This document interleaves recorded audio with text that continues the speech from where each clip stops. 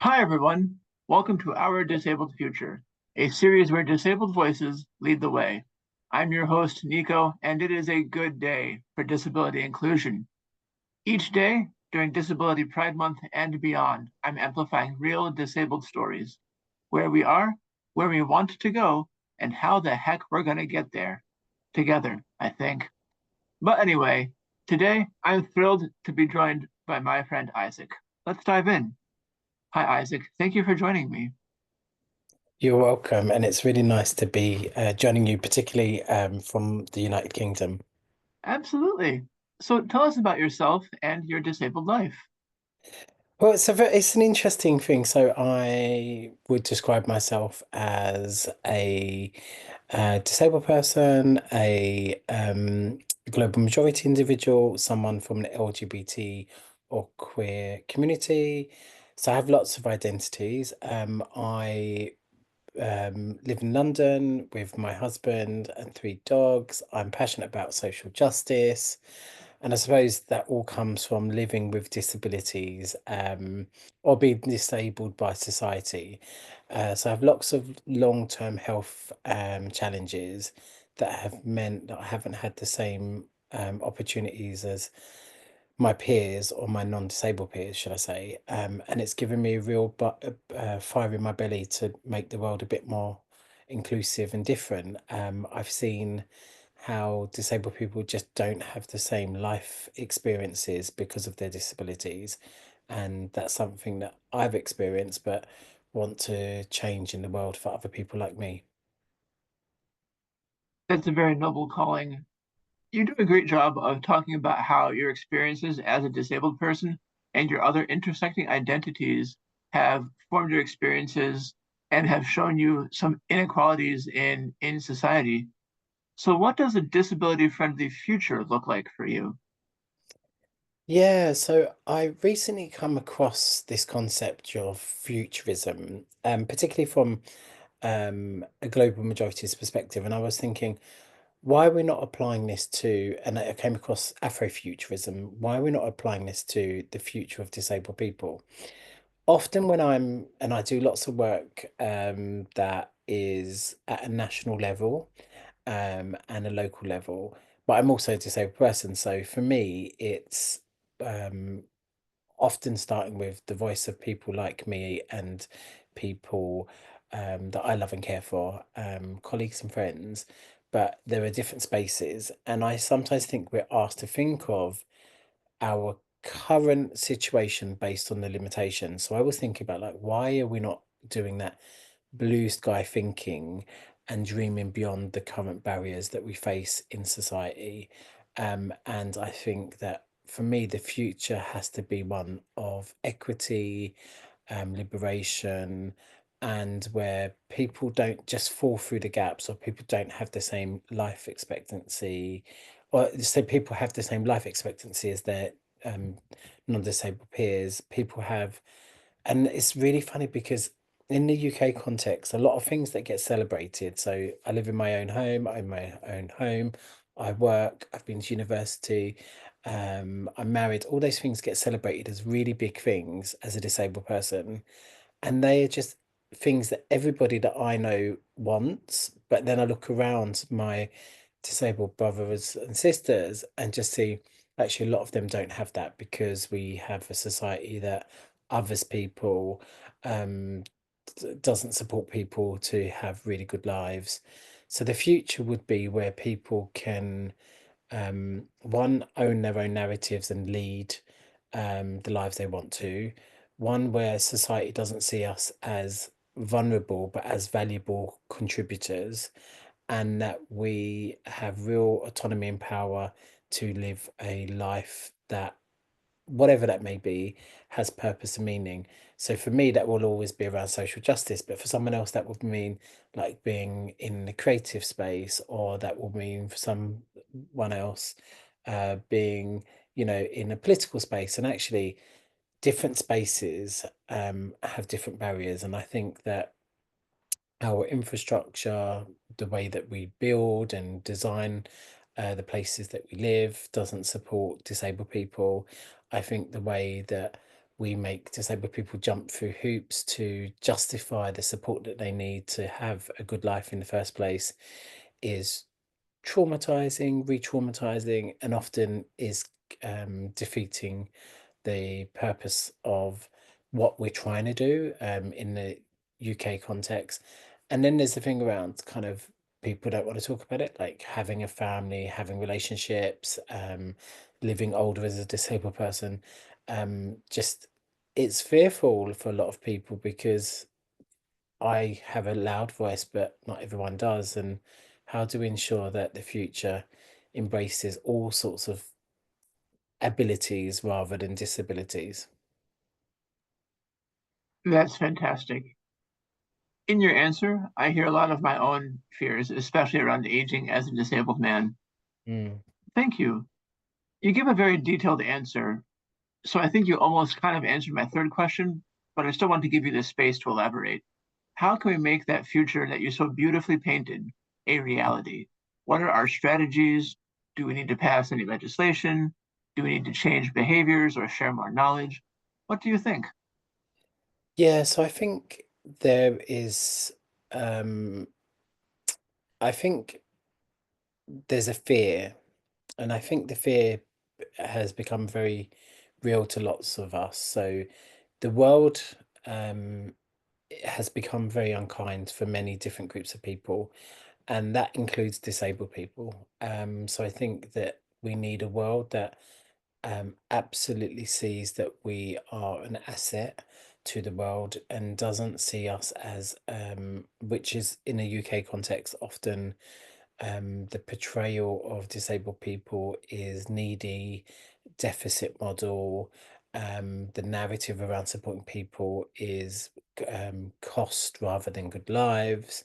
So I think we need people to see that actually disabled people are part of our society and have the right to have the same um, protections and rights as any group of people. I think we need political leaders to not be afraid to call out the othering that happens and have policies that make a difference to disabled people, minimize the barriers that we face as individuals, but as a collective of individuals as well. So we're not a homogenous group of people, a monolith of people. We have very different experiences. So if you are a wheelchair user, or you are someone that requires a wheelchair to live your life well, or you are someone with mental health challenges, or you're someone with a learning disability, might have very different needs. And I think sometimes in the UK context, we look at disability in a really deficit model, not in a way that actually we see that we're unique individuals, that we bring unique perspectives and hope to the world. We often give so much to society, but we don't necessarily have that return to us. And I think there's an argument to be made about what a civilized or values led society should feel and look like, and how we ensure that disabled people aren't um, experiencing the things that we're experiencing. So we know that globally there is lots of hate, and we know that in the UK, particularly recently, there's been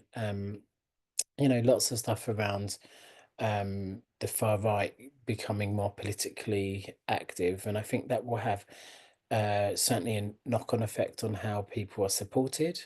We have done lots of things here around trying to ensure legislation meets the needs of disabled people, but then when we apply that legislation, local authorities and organisations actively choose to misinterpret that. So there's a lot that we need to do to ensure that there's good legislation that has protections for people, one that citizenship and a sense of belonging is centered for everyone, regardless of how you are in the world, that we are seen as valuable rather than a drain on society's resources, that we have the right to author our narratives and our stories. I believe in the power of like lived experience stories, being able to shift that paradigm. What I worry about is that we don't have enough spaces to come together to share our collective fight, hopes, and dreams and endeavors to really, challenge the status quo. I think the status quo is quite cyclical. So when 10 years ago in a UK context, we sat there when we started to write a piece of legislation, and that was very co-produced, which is a very wonky word where those in power work with people that draw on care and support to kind of develop the Care Act, which is a piece of legislation we have in the UK. There were lots of hopes for that. What subsequently happened after that became a piece of legislation was austerity came in.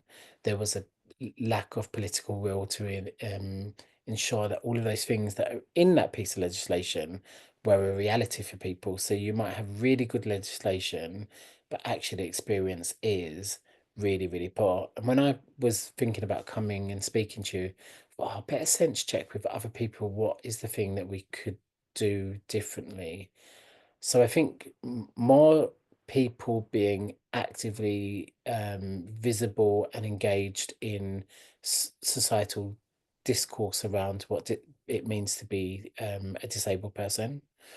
More power, choice, and control, and a sense of belonging is totally needed.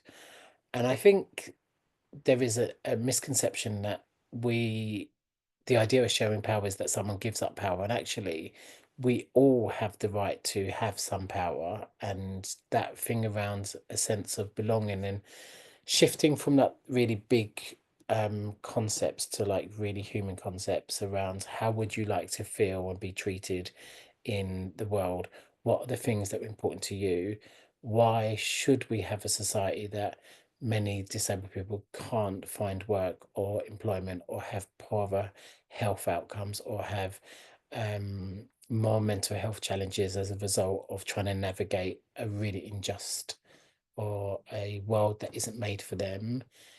Um, if I uh, fast forward like 50 years, I have lots of anxiety around we have the rise of the far right.